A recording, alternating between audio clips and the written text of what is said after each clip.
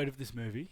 Where is the love for this movie? Did it did it get buried by the witch because it came out the same year and they're both folk horror? Did it get overlooked because it's a small film from Ireland? Well, like this movie, that's fucking tragic because this movie slaps. It absolutely slaps. Um, I've only ever seen this movie recommended once. Someone watched it and recommended it on like a small horror Facebook group I'm in, and it sounded so up my alley. I had to watch it straight away.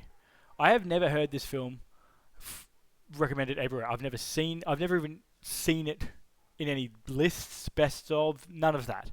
Um, so I had to check it out. It's rare that I don't have a horror movie get recommended to me or come across my desk at all. I was so not aware of this film.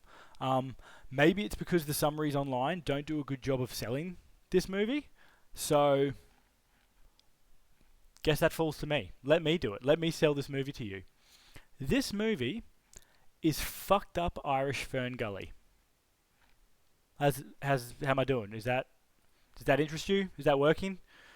All right, I'll explain further. The Hallow is about plant conservationist Adam, who has the idea to move to a 500-year-old remote cabin in Ireland with his wife Claire and baby son Finn so that he can study the weird fungal life that grows in the woods there. He gets a cold welcome from the village nearby as they are worried that Adam's study is going to piss off, and I quote, the fairies, banshees, and baby stealers that live in the woods. Does that deter my guy Adam? Absolutely not. Not old smooth brain Adam. He isn't scared of a few pixies and gnomes, which, I mean, that's lucky for us, right? Because otherwise this would be a very short movie. But don't let Adam's stubbornness deter you, right? He still acts realistically. And to be honest, he's not even the best character in this movie. The best character in this movie is Bojana Novakovic, who plays Adam's wife Claire. Her character sort of reminds me of Ellen. Actually, reminds me a lot of Ellen Ripley. And it's an Irish movie. Sigourney Weaver. Call her Sigourney Weaver. Let's go. I said before, this movie's fucking fun. It's part Descent, it's part Aliens, and it's entirely fucking creepy.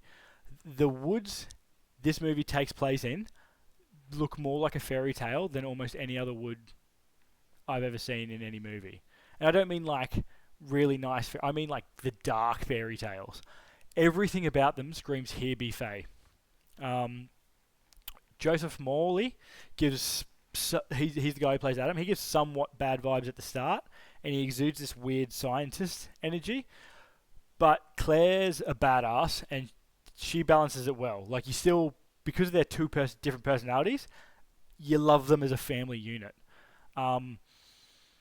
They also do a really good mix of practical and CGI effects in this, and it makes the baddies look like they could be in a Del Toro film. So, if you're like me and you love that look, if you love monsters that have that Del Toro feel, there's plenty of them to admire in this film. Another thing this movie does it fucking scared me. This movie really fucking scared me at points. There are a few scenes that worked really, really well, and even though you could call them cheap jump scares, they're still effective. Like, there is a scene with a camera in this that made my heart rate go fucking bang. There's also a cute dog named Iggy in this, and so that, stakes are high. Is it better than The Witch? No. Is it creepy, spooky, fun folk horror? Absolutely.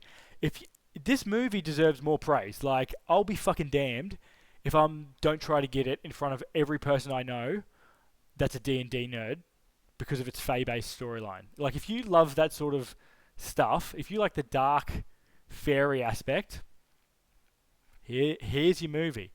I will watch any folklore piece from Scandinavia, Scotland, or Ireland. They've got the perfect mix of location and legend to sell all of it. It's so believable. It obviously struck a chord with someone too, because the director and writer Corin Hardy, on the back of this, got the opportunity to direct The Nun. Now, The Nun's a huge horror film. Don't hold The Nun against this film. I didn't like The Nun, but I fucking loved this movie. So Corin, ditch Valak, bring us more Twisted Fairy Tales. I need them. I need them in my life. Who is this for? I would recommend watching this if you love other folk horrors. Apostle, The Witch, The Ritual. This has that vibe. If you crave finding hidden horror gems, if you've seen it all, if every time someone recommends you something you're like ticking a box saying seen it, this escaped me somehow. I don't know how. This escaped me somehow, and it's on Prime Video, so it's easy to get to. It didn't come up in any of my for yous. It didn't come up in any of my algorithms. It's a hidden horror gem. This is classic hidden horror gem. I don't recommend watching this if you hate jump scares. Don't watch this. If you hate folk horror, don't watch this. They're the two big caveats. Otherwise, it's fucking fun. It even turns into a bit of like an action film at the end. So, also, one of the weapons in this movie is a flaming fucking scythe. That's awesome. That's 100 brownie points right there.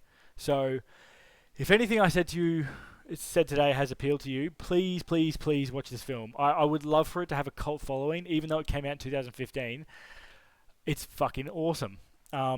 Wait for a foggy or overcast night in October, grab a whiskey, grab a blanket, and give it a spin. It's worthy of your time. This movie is worthy of your time. As always, thanks for watching, and I hope to see you tomorrow for another review. Peace.